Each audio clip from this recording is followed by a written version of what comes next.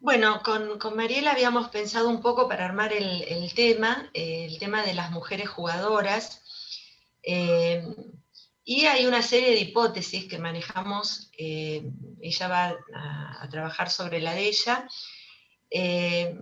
La adicción al juego en las mujeres va a dar para un montón de aristas, pero bueno, la idea es poder remarcar un par como para no enredarnos demasiado, ¿no?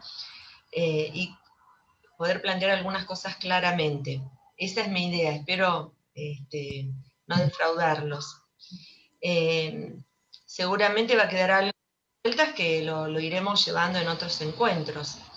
El tema es poder poner a prueba en un par de viñetas. Yo voy a plantear una viñeta que es Paula, y una serie de transcripciones que yo escucho de otra paciente que se llama Susana. Susana es una paciente que ha tenido una recaída, ¿no?, en este último tiempo. Entonces voy a ir fluctuando un poco entre ambos casos, como para ir ilustrando algunos conceptos que tienen que ver con el goce específico, lo que podemos ver en las mujeres, el modo de jugar de las mujeres, por ejemplo, y también en torno a una hipótesis que yo vengo pensando, que es cómo a partir del seminario 4 de Lacan, castración, privación y frustración, serían elementos que a mí me pueden servir mucho a la hora de poder escuchar un caso. Sobre todo manejándome en la cuestión de la privación y la frustración en las mujeres. Esto tiene que ver también, obviamente, con esta relación de objeto que puede tener una mujer. Entonces, voy a intentar ir por el lado de probar o ir a constatar o no en un par de viñetas esta cuestión de la privación y de la frustración, sobre todo. Porque, bueno, también hay un corrimiento a veces en la mujer de la función fálica, es decir, de lo que tiene que ver con la castración. A veces eso no está operando, entonces, bueno, eso también hace un poco las diferencias que puede haber entre un hombre y una mujer, jugadores, ¿no? En las mujeres hay algo específico que a veces va en torno de cómo se vive el amor, el goce, la pérdida. En ocasiones a veces también podemos saber que un sujeto las cuestiones del amor los puede llevar a fatalidades eh, tremendas, y que tiene que ver con esta articulación y desarticulación que hay entre goce y amor.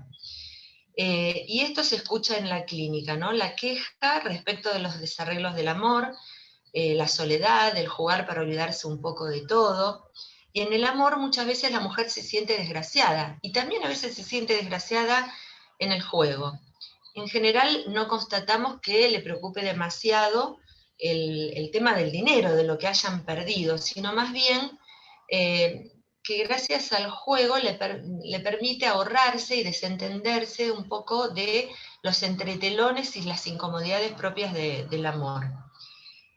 Quería pasar por una cuestión muy chiquita que tiene que ver con algo que venimos trabajando con algunos que integramos el TIA, que son conceptos por ahí nodales que tienen que ver con las toxicomanías, con la adicción a sustancias y sin sustancias, que me parece que hay que siempre reforzar y recordarlos, y que tiene que ver con la tesis lacaniana de la ruptura con el goce fálico, y lo que veníamos trabajando en todo el seminario, y sobre todo también Claudio, que había estado trabajando Dostoyevsky y demás, es la cuestión edípica y la cuestión de la masturbación, ¿no? El juego como sustituto de la masturbación.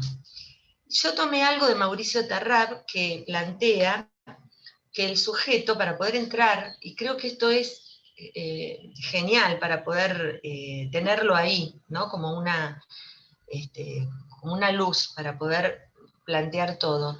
El sujeto, para poder entrar al lenguaje, vive una pérdida inaugural, estructural, y es una pérdida de goce, que esto constituye la experiencia de castración.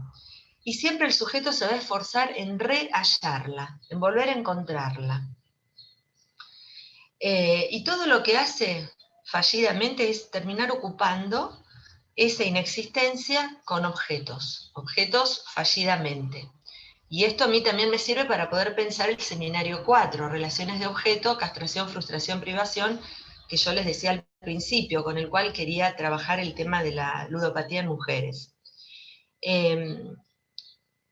Mauricio Terra plantea que es un goce que ya no es porque entró en la castración y se intenta siempre recuperar vía fantasmática.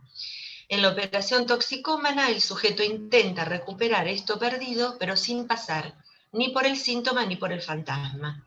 Allí ya tenemos alguna pista sobre el goce, ¿no? De qué se trata el goce en la adicción al juego. Entonces hay una ruptura con el otro, una huida, es prescindir del otro, del falo, y esta misma abolición lo deja al sujeto enganchado y desenganchado, ¿no? En un desencadenamiento y totalmente perdido en el juego. En relación a esto, ya Mariela también va a plantear algo muy interesante. Antes, dice Susana, una mujer de 60 años, yo seguía un número. Si alguno me salía era una esperanza. ¿Una esperanza de qué? Jugar le devuelve la esperanza a Susana y a tantos otros. Es volver a esperar algo del otro, es volver a creer. En las mujeres ludópatas suelo constatar un poco esta posición de una mujer desesperanzada, cansada, agobiada por la vida. Mujeres que ya no esperan más nada, sin brillo, sin ilusiones. No espera el amor, solo el juego le da alguna esperanza y una emoción.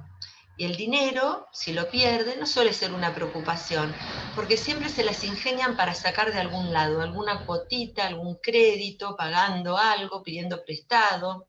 Entran en un circuito, a veces, de angustia, culpa y castigo, cuando suele haber una recaída, por ejemplo. Otra vez caí, dice Susana. ¿Cómo puedo hacerles esto a mis hijos, que me ayudan tanto? Solo allí pareciera que hay cierto registro de la pérdida de dinero. Allí parece que hay algo de la lógica fálica que está operando. Cuando cae esto del castigo, de la culpa, como el hombre, cuando siente que falla la familia o que falla un ideal o algún mandato. En las mujeres hay un tipo de juego en donde no entra el desafío, la adrenalina, no entra la apuesta, sino que suelo constatar más bien un acto más automático, más hipnótico, ¿no? Más fuera de la escena de la vida y dentro de una escena que se genera con la propia máquina. Esa máquina que sería como un objeto al que se adhiere. Es con la máquina y en pequeñas apuestas que se van acumulando, y acá dice algo Mariela Coletti de algo que leí muy interesante, que es las apuestas de las mujeres es tipo hormigas, dice Mariela, porque juegan en pequeñas cantidades, por ahí más allá del dinero de que dispongan, a veces cuentan con poco dinero cotidianamente, pero o no, pero siempre es en pequeñas cantidades. Eso puede tener que ver, creo yo, con un estilo, con una impronta, quizás esto de ser la mujer que está en la casa, que se las arregla como algo cultural, ¿no? Como la función de una mujer en la casa, acostumbrada a lo mejor a que el dinero les alcance, o estirar el dinero para la vida cotidiana, para los hijos, para la comida. Esto se suele escuchar, ¿no? Que tiene que rendir el dinero en las comidas. Entonces yo por ahí pensaba, tiene que ver con esto, este apuesta en pequeñas dosis de las mujeres. Ellas se desprenden muy de a poco del dinero, son muy discretas para jugar, no tan estruendosas como los hombres. Y la hormiga, yo tomando esta comparación de Mariela, yo pensaba, es una gran trabajadora que obtiene grandes logros, muchos sacrificios, soportan grandes cargas y llegan a la meta. Esto quizás en el juego se traduce de alguna manera el modo de sobrellevar la vida cotidiana, por ejemplo. En las mujeres está demostrado también que este juego de las maquinitas, y ahora sobre todo en la cuarentena, el juego en la computadora y con las apuestas que hacen por celular, a alguien que oficie de prestamista. Esto se está imponiendo bastante, ¿no? Este juego es hipnotizante, no requiere de ninguna estrategia, de ninguna táctica, es el botón, el clic, y le da infinitamente. Pasa el tiempo, la noche, no hay medida, solo le interesa seguir jugando, ¿no? Seguir como anestesiada, narcotizada. Y suele pasar de noche cuando nadie las ve, teniendo o no teniendo pareja, ¿no? Esto lo he constatado en varios casos de este año. Y sobre todo con el tema de la soledad. Hay algo acá del vacío de la soledad dando vueltas, ¿no? Dice, no puedo parar. ¿Qué me pasa? ¿Por qué no puedo parar de jugar? ¿Es algo genético? Esta mujer viene de un padre extremadamente jugador, hablo de Susana, no encuentra ninguna ilusión en la vida, nada que la apasione, ningún amor. Los amores que tuvo fueron muy mortificantes, la llevaron a lo peor, ya sea a encontrarse en el casino con él, a ser dejada, a esconderse, a esperarlo por largas horas para conformarse con muy poco, a hacerse abortos, a enloquecerse. Ese sin límites que ha encontrado en algunas historias de amor son las que ahora recuerda, son las que intenta mantener lejos, como el juego, porque también ubica en esta misma lógica, ¿no? El juego y estos amores. Eh, Estas mujeres aparecen también, hablamos de universalidades, pero siempre hay que ver después el caso por caso, ¿no? Eh, Son mujeres con historias de abuso o con silencios maternos, en estos casos que estamos trabajando también, con duelos interminables, siempre empieza un duelo, después otro, hay una situación de pérdida que relata, luego aparece otra, y siempre hay alguna cuestión muy marcada por este duelo interminable. Siempre hay uno nuevo que reedita otros, ¿no? Otros más antiguos. Y son mujeres que matan la ilusión o han matado la ilusión y fracasan todo el tiempo en terminar una carrera o en tener el auto que quieren o en comprarse cosas. Siempre eso está muy lejos, como inalcanzable. Bien, privadas y frustradas, yo decía, es el goce de la privación y de la frustración que las acompaña por años. En algunos casos de adicciones, con o sin sustancias, planteamos que es este goce que no pasa por el otro, que no pasa por la castración y la función fálica suspendida. Y acá encontramos esto de la privación y la frustración, que en el seminario 4 lo vamos a ver claramente. Tenemos que ver en estos casos de qué objeto se trata y cómo un sujeto puede quedar o no adherido a él.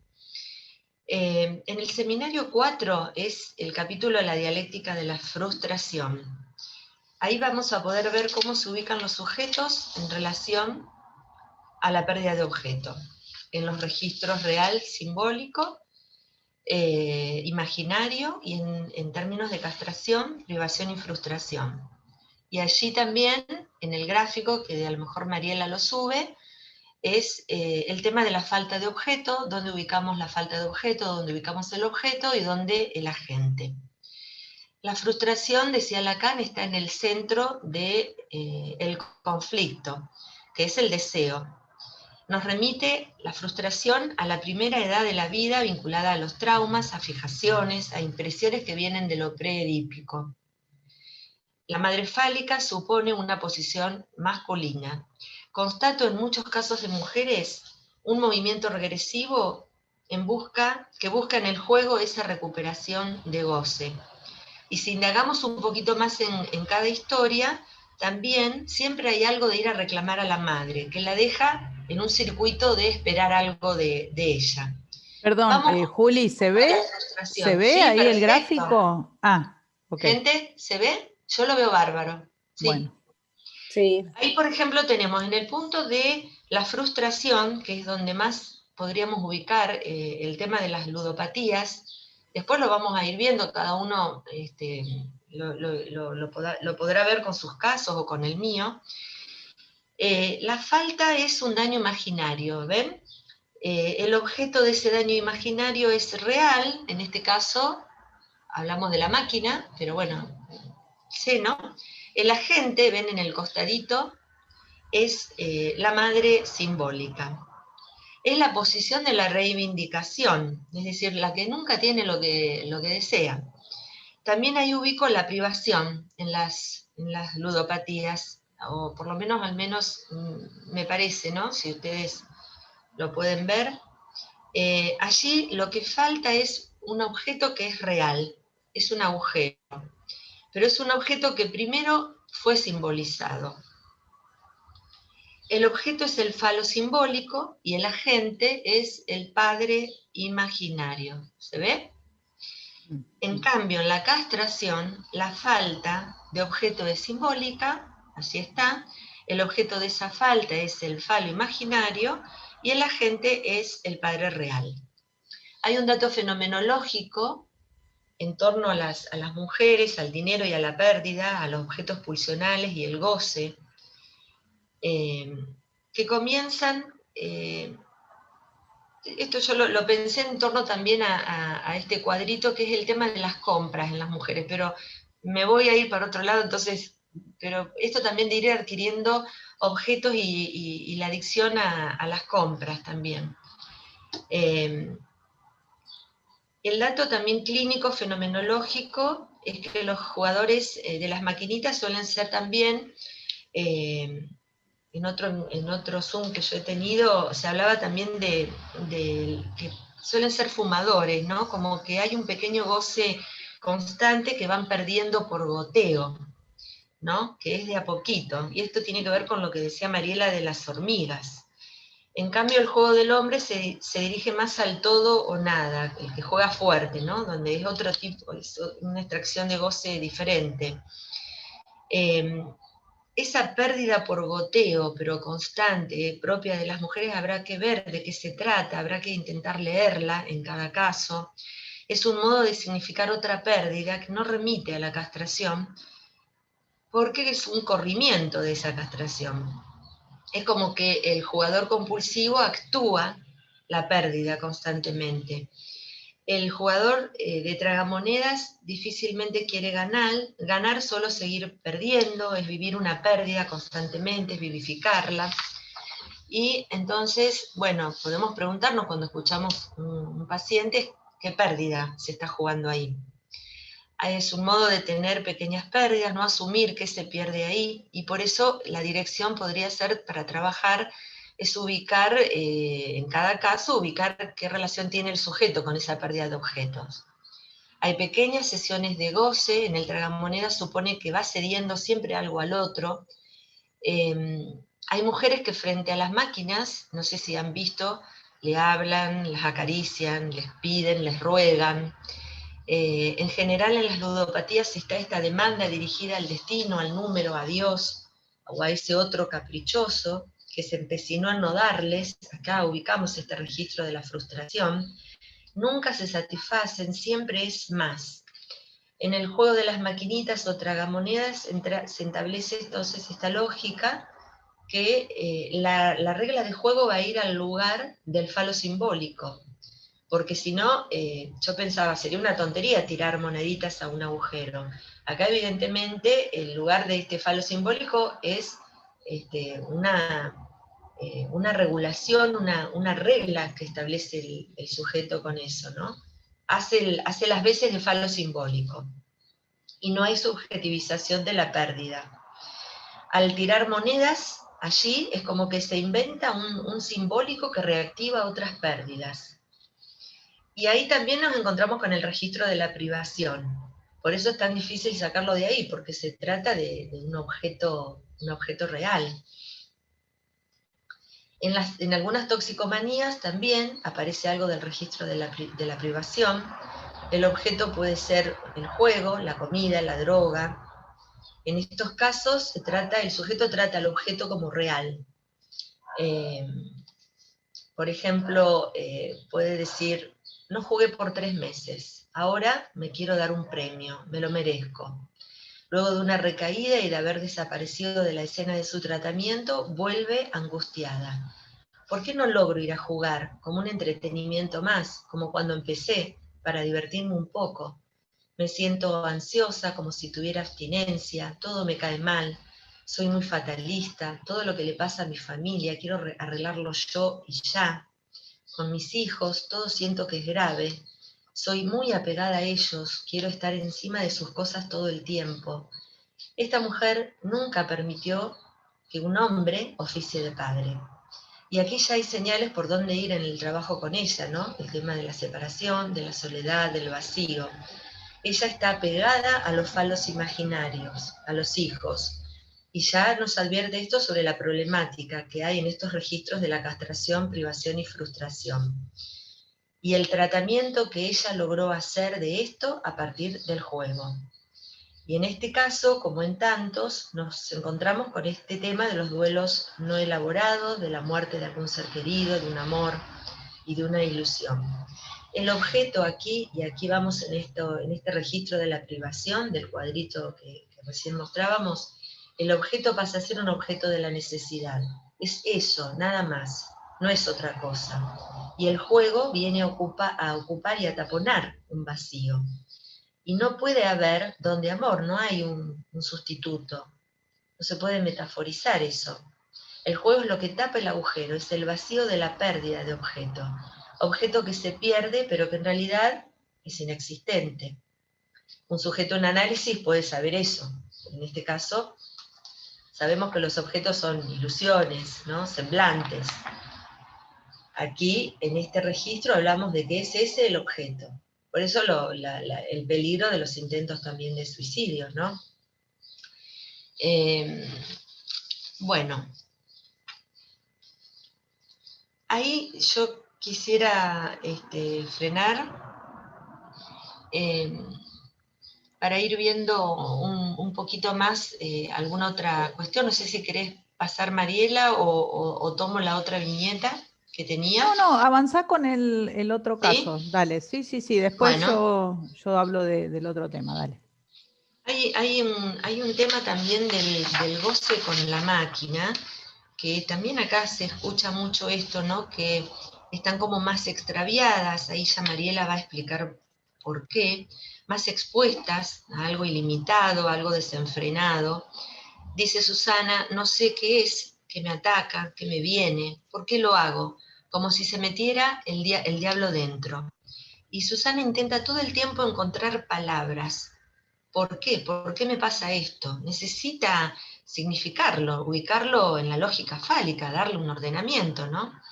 Y aquí surge otra vez este registro del objeto como real, no hay sustitución, ella está parada en la frustración, fijada a eso concreto, y no puede salir de la frustración. Es una falta que se tapona con ese objeto. Adherida a ese objeto y sometida a una angustia inconmensurable. El acceso a ese goce en las mujeres facilita de alguna manera el meterse en la máquina y perderse en ellas. Bien. Ahora, en el hombre pareciera que las cosas son diferentes. Ya lo iremos a ver en el transcurso de esta conversación.